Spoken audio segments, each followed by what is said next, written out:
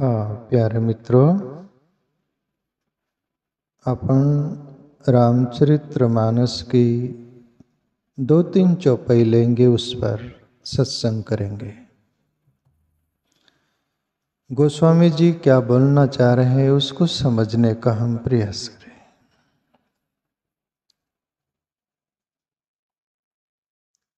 आस विवेक जब देहि विदाता, तब तजी दोष गुण ही मनुराता।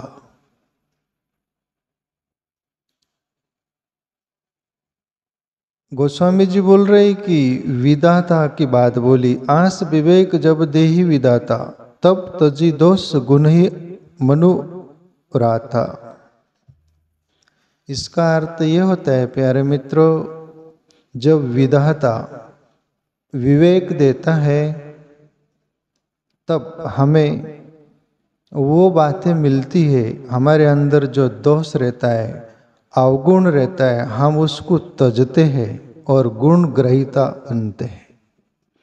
अब विधाता यानी जो परमात्मा को भी बोल दो ना, जैसे शास्त्रों में विधाता ब्रह्मा को बोलते हैं, ब्रह्मा बोल लो कि परमात्मा बोल लो, पर विधाता मेरे अपनी नजर में, मेरे अपने अनुभव से विधाता तुम्हारा कर्म है। तुम्हारा जीवन रूपी कर्म रूपी विधाता ही फल देता है, वो ही हमें विवेक देता है। वो कैसे? एक चौपाई है रामायण की, बिनु सत्संग विवेक न होई, राम कृपा बिनु सुलभ न सोई। विवेक का जन्म होता है प्यारे मित्रों अच्छी संग से, भली संग से, भगवत भजन से। भली संग होगी, अच्छी संग होगी तो ईश्वरीय भजन होगा, आत्मचिंतन होगा, तो मन उधर मुड़ेगा। हमारा मन परमात्मा तरफ मुड़ा तो फिर जो हमारे अंदर अवगुण है, दोष है, वो समझ में आएंगे और उसको हम छोड़ने का प्रयास करेंगे।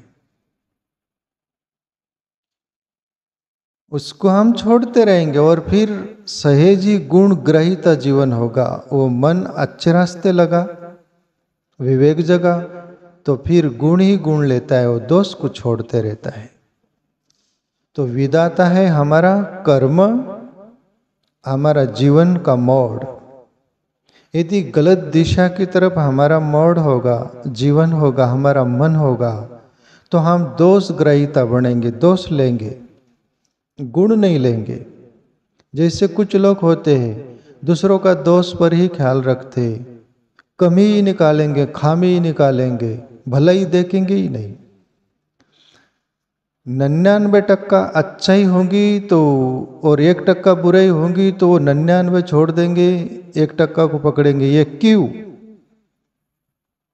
उसका जीवन गलत दिशा की ओर है।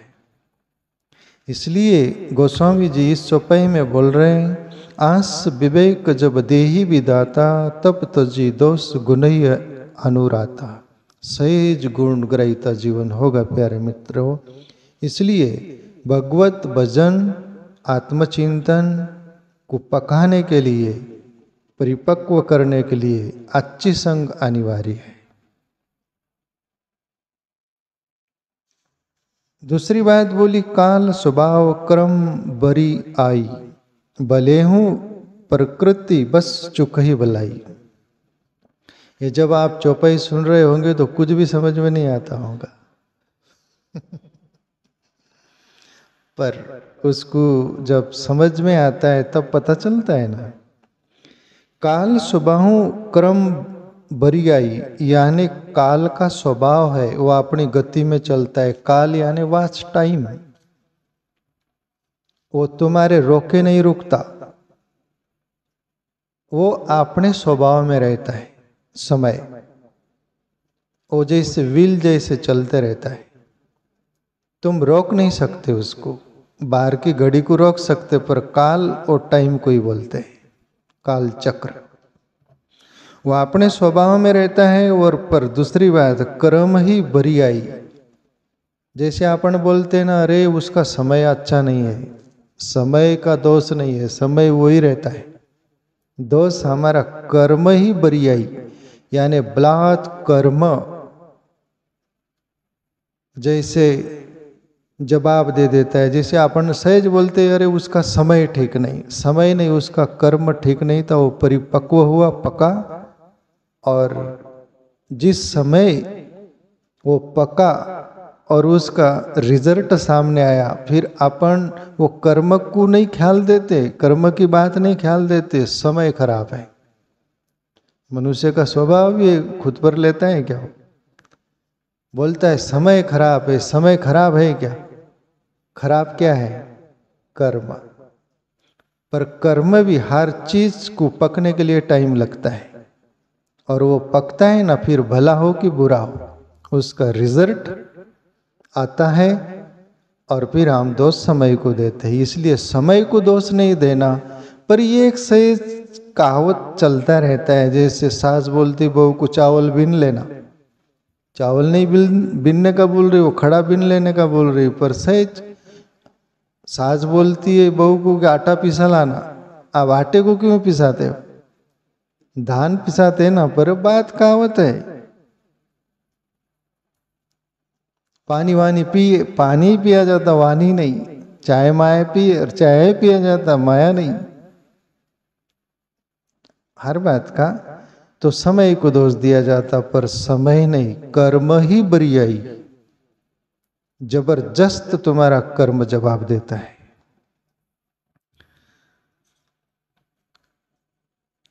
काल स्वभाव कर्म बरिया ही, भले हो प्रकृति बस चुक ही भलाई। अब दूसरी बात, वो कर्म के बरियाई के कारण, जबरदस्त वो कर्म का लेखा जोखा के कारण भला व्यक्ति भी कभी कभी बुराई में आ जाता है, या उसको बुराई का कलंक लग जाता है, या लगा दिया जाता है। कभी कभी उस कर्म के चपेट में आ जाने से। इसलिए कर्म प्यारे मित्रों, जन्म मरण का भी कारण कर्म ही बनता है। और जीवन अपन जीते हैं ना, यहाँ पर सभी बात का झंझट कर्म ही बनता है।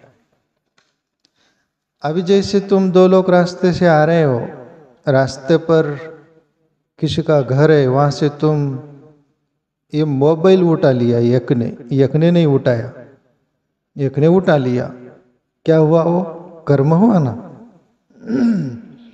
फिर वो देख लिया, तुम दो लोग थे, फटका किसको बैठेगा? जो उठा है उसको। समय तो अपनी गति में चल रहा है, पर वो कर्म उसका वो बना। वही रास्ते से आते हुए किसी का भला कर दिया, तो उसको दुआ मिली, भलाई मिली, उसका नाम कीर्ति रही।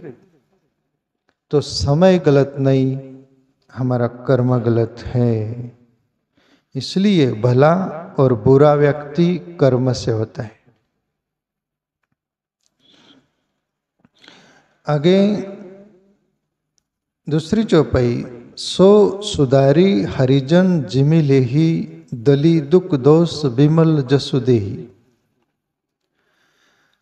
बोले हरिजन यानी परमात्मा का भक्त अपने जीवन में दोष हो, दुख हो, कोई भी गलती हो, चूक हो, अनेक कोई भी प्रकार की खामी हो, उसको हरिजन परमात्मा का भक्त उसको सुधारने का प्रयास करता है। और धीरे धीरे प्रयास करते करते एक दिन सुधार ही लेता है। और फिर वो भला चंगा हो जाने के बाद अंदर बाहर से फिर लोगों के लिए वो प्रेरणादायी बन जाता है। लोगों के लिए शुभकामना करने का पात्र वो बन जाता है। पर दूसरे व्यक्ति के लिए बोला गया, खलहू करई भल पाई सुसंगु, मिटहीन मलिन स्वभाव भंगु। दूसरा वो व्यक्ति होता है, भली अच्छी संग करे, उतने बैकग्राउंड में दिखेगा कि ये कोई भी हो जीव कि ये भला है, पर वो बैकग्राउंड छोड़ते ही उसकी खलता में जो उसका स्वभाव है, जो उसका वो आंतरिक जो है उसका मलिनता, उसमें वो चला जाएगा। और हरि का भक्त होगा तो वो सुधारने का प्रयास करेगा, पर वो सुधारता नहीं, इसलिए उसको खल बोला गया। तो जीवन में कभी भी प्यारे मित्रों अच्छी संग मिली, भली संग मिली, तो वहां पर अपना जीवन निकारने का प्रयास करना चाहिए, सुधारने का प्रयास करना चाहिए। और जीवन हमारा भली संग में आकर यदि सुधरे नहीं तो फिर सुधरेगा का? वो जैसे कहावत नहीं क्या कि एक व्यक्ति को पानी में तैरना नहीं आता था, उसको उसका मित्र बोले यार पानी में तैरना सीख, नहीं तो जिंदगी से कभी हाथ धो बैठेगा। कुएं में गिर गया, कहीं तालाब में गिर गया, नदी में गिर गया और तैरता नहीं आया तो तुम मर जाएगा। तो सीखने गया पानी में, उसका मित्र पानी में छोड़ दिया, उसको डूबने लग गया, पानी अंदर पेट में चला गया, सब कुछ वो, और घर भाग के आ गया। वो बोले अभी कभी ना आऊंगा, कभी तैरूंगा नहीं बोले मैं।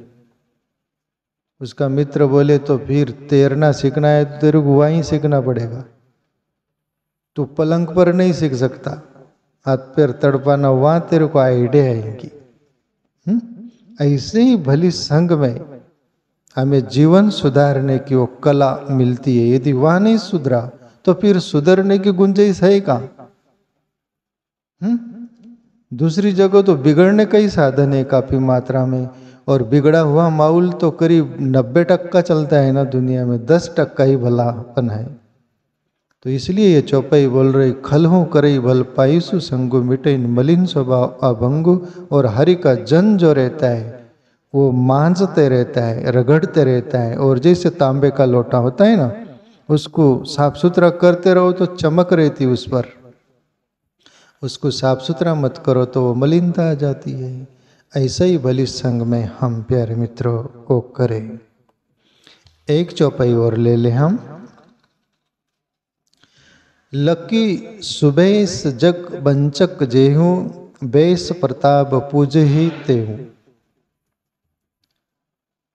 अब उस व्यक्ति के प्रति बोला गया, ये गोस्वामी जी बोल रहे, तुलसीदास जी, लकी सुबेस जग बंचक जेहूं, बोले साधुता उसमें है ही नहीं, चांडाल व्यक्ति क्यों नहीं रहे वो, बदमाश क्यों नहीं रहे वो, चोर क्यों नहीं रहे वो, पर गया गया बाजार में लाल कपड़े लेके आ गया, बाल न बड़े तो मुंडा लिया, तिलक लगा लिया, सब बिल्कुल साधु का वेश बना लिया, सन्यासी 1 मिनट में तैयार सन्यासी। आप लोग देखोगे तो आपके अंदर श्रद्धा भाव है, जग भोला है ना, वो नमस्कार करता है ना, बाबा जी जय श्री कृष्ण, जय सिया राम, ओम नमः शिवाय, ओम नमः नारायण, कुछ भी। लोग अंदर का नहीं देखते, बाहर का वेश जो है। और सीधे सरल लोग प्यारे मित्रों में पाल था बापू जी के पास, रावेर के पास पाल है ना आश्रम बापू जी का, वृंदावन धाम बोलते हैं, वहां पर मैं रहता था। तो हुआ ऐसा, दगड़ू बापू नाम सुने होंगे आप, दगड़ू बापू सीधे सरल संत थे और वहाँ आए हुए थे, कुछ कार्यक्रम था। ये राम नाम जो होता है ना 24 घंटे की कीर्तन था। तो वहाँ का मुसलमान समाज का एक ग्रस्त व्यक्ति था, पर वो लाल कपड़े पहनता था, वो मंडप वाला था, वो मंडप लगाने आया था। तो दगड़ू बापू उस व्यक्ति को देख के, वो बाल दाढ़ी भी रहती उनकी, कोई संत है भाई, दंडवत प्रणाम कर दिए। तब बापूजी पाल वाले और आदर लोग बोले, बापू बापू वो संत नहीं है, बोले बापू उठे खड़े, वही कुछ भी हो, बोले मेरे को कोई लेना देना नहीं, मुझे कपड़ा और उसका बाल दाढ़ी साधु का वेश दिखा, उसको मैं नमस्कार किया, दंडवत प्रणाम किया, वो कुछ भी हो बोले। तो देखो सीधे सरल लोग वेश देखते, बाल दाढ़ी देखते कि मुंडमुंडा है, वो कुछ भी हो, सन्यासी साधु का वेश है करके। इसलिए गोस्वामी जी बोल रहे हैं कि देखो दुनिया में लकी सुबह सुजग बंचक ज्यों बेस प्रताप पूजिए ही त्यों, वो पूजनीय हो जाता है। पर प्यारे मित्रों, एक बार नक्कल तुमने की और सच में दगड़ू बापू के ही मुझसे मैं सुना था, वो बोले कि मैंने नक्कल किया, बोले घर पर था, छोटा था तो मैं साधु का वेश लेता था, मेरे पिताजी की धोती गले में बांध लेता था, चूल्हे की राख ले लेता था, कपाल को लगा लेता था और बच्चों में साधु का पार्ट करता था। परमात्मा ने चाह मुझे असली साधु बना दिया बोले। तो कभी कभी नक्कल सच में ईमानदारी से करो तो परमात्मा तुम्हें असली बना देता है, और छल कपट से यदि करो, तुम असली करो तो भी नकली बना देगा तुमको, उलट सुलट। एक वह भी जो है ना, एक लाइन और, उग्र ही अंत न होई निभाऊं, काल नेमी जिमि रावण राहूं। बोले फजीता काल नेमी की भी हुई, रावण की भी हुई, राहु की भी हुई। तुम यदि नाटक करोगे और नाटकी बनकर रहोगे तो तुम्हारी पोल जरूर खुल जाएंगी। क्या बोले, उग्र ही अंत न होई निभाऊं, एक दिन उगड़ेगा जो निभाव नहीं होगा। बोले ऐसा हुआ किनके साथ, काल ने भी हनुमान जी को बनाना चाहा, साधु का वेश बना लिया है और राम नाम बज रहा है, जय श्री राम, ऐसा वैसा। हनुमान देखता है नीचे जो ऊपर लग रहा तो नहीं, अंदर कुछ दिख रहा है बाहर कुछ दिख रहा है। काल ने भी था, नाटक कर रहा था और हनुमान जी ऐसे मुष्टि का मारी उसके सिर पर, सीधा हो गया वो काल ने भी दिख गया फुल, वो साधु वेश हट गया। रावण भी साधु वेश बनाया था ना, सीता को आप वो चुरा के ले गए हैं जैसे साधु का वेश बनाकर, पर प्रगट गया असाधुता, वो छुपा गया। राहु समंदर मंथन हुआ, उसमें अमृत जो निकला था वो बांटा जा रहा था देवताओं में। राहु बोले कि ये सब अमर हो जाएंगे, अपन क्यों पीछे रहे। तो वो ऐसे ही साधु का वेश या देवता का वेश बनाकर उस लाइन में लग गया। तो प्रभु विष्णु जो होते ना, वो सब कुछ जान गए कि ये कुछ धोखाधड़ी मामला है। राहु की बहुत फजीता हुई। गोस्वामी जी बोल रहे कि तुम नाटक करो तो एक दिन तुम्हारी नाटक खुल जाएंगी पोल। तो कोई भी बात है प्यारे मित्रों, नाटक न करे, असली जो है उसी में ही जिंदगी जिए। और नाटक भी करो तो फिर पूरे प्राण से करो तो परमात्मा उसको पूरा कर देगा।